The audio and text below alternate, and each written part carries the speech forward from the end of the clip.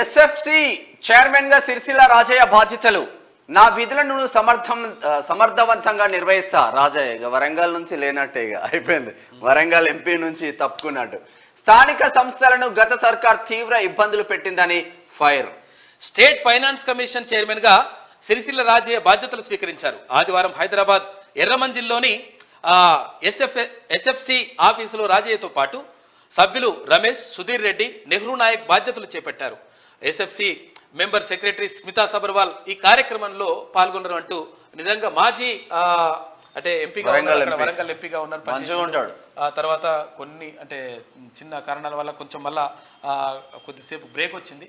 అయితే మళ్ళీ ఆయన ఇప్పుడు వరంగల్ నుంచి ఎంపీగా పోటీ చేస్తారనేటువంటి ప్రచారం కూడా జరిగింది. ఆయన కూడా దానికి సన్నాహాలు చేసుకున్నాడు. అయితే ఏదేమైనప్పటికీ అక్కడ కాంగ్రెస్ పార్టీ అధిష్టానం ఒక నిర్ణయం తీసుకున్నది.